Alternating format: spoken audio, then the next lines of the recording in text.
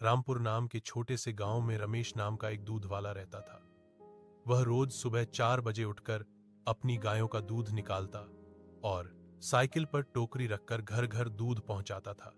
शुरू में वह बहुत ईमानदार था, इसलिए गांव वाले उस पर पूरा भरोसा करते थे। उसकी मीठी बोली और हंसमुख स्वभाव के कारण हर कोई उससे खुश रहता था। लेकिन समय के साथ रमेश के मन में लालच जन्म लेने लगा। उसने देखा कि शहर के दूध वाले ज्यादा पैसे कमाते हैं।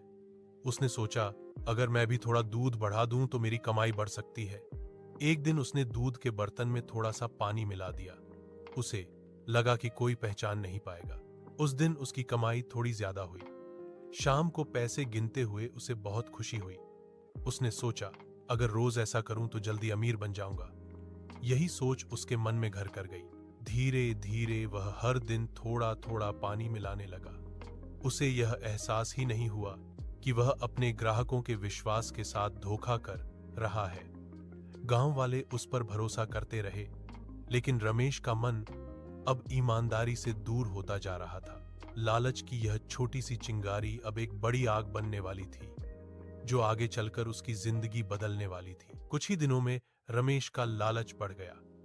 पहले वह 1-2 गिलास पानी मिलाता था, अब आधे बर्तन में पानी मिलाने लगा। उसे लगने लगा कि कोई भी फर्क नहीं समझ पाएगा। उसकी कमाई पहले से दोगुनी हो गई। गांव की महिलाएं जब चाय बनाती तो चाय का रंग हल्का रह जाता। बच्चों को दूध पीने में मजा नहीं आता, लेकिन रमेश इतनी सफाई से बातें करता कि कोई खुलकर शिकायत नहीं करता। एक दिन बूढ़ी अम्मा ने कहा, रमेश, आजकल दूध में पहले जैसा स्वाद नहीं रहा। रमेश मुस्कुराकर बोला, अम्मा, शायद गाय का चारा बदल गया है। अम्मा चुप हो गईं, पर उनके मन में शक बैठ गया। रमेश अब पहले से ज्यादा पैसे कमाने लगा था। उसने नया मोबाइल खरीदा और अपने घर की मरम्मत भी शुरू कर दी। लोग समझते कि उसकी मेहनत रंग ला रही है, पर सच्चाई कुछ और थी।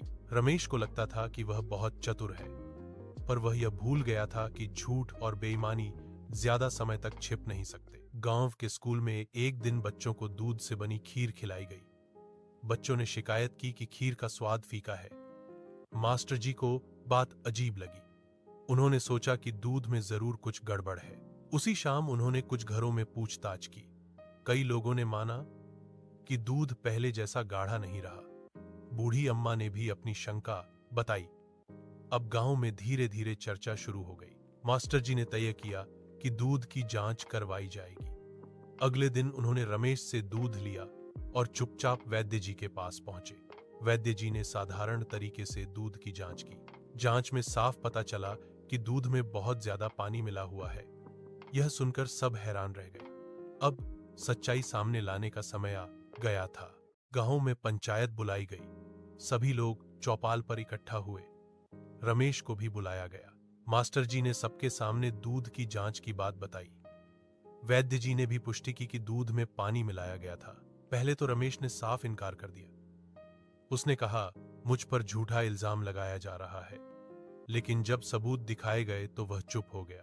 गांव वालों को बहुत दुख हुआ। उन्होंने कहा, हमने तुम पर भरोसा किया और तुमने हमें धोखा दिया। रमेश को अपनी गलती समझ आने लगी, पर अब बहुत देर हो चुकी थी। पंचायत ने फैसला सुनाया कि रमेश 1 महीने तक बिना किसी लाभ के शुद्ध दूध देगा। साथ ही उसे सबके सामने माफी मांगनी होगी। रमेश ने सिर झुकाकर माफी मांगी। उसकी आंखों में आंसू थे।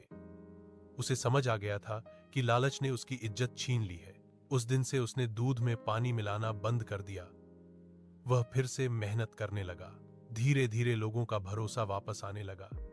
लेकिन उसकी गलती की याद सबको समय बीतता गया। रमेश अब पूरी ईमानदारी से काम करने लगा। उसका दूध फिर से गाढ़ा और स्वादिष्ट हो गया। गांव वाले खुश थे कि उसने अपनी गलती सुधार ली। अब वह दूसरों को भी समझाता कि लालच से हमेशा नुकसान होता है। एक दिन पंचायत में उसकी तारीफ की गई कि उसने अपनी गलती स्वीकार कर सुधार किया। रमेश को गर्व हुआ कि उसने सच्चाई का रास्ता चुना। अब वह समझ चुका था कि असली अमीरी पैसे में नहीं, बल्कि लोगों के विश्वास में होती है। सीख: बेईमानी कुछ समय की खुशी देती है, लेकिन ईमानदारी जीवन भर सम्मान दिलाती है।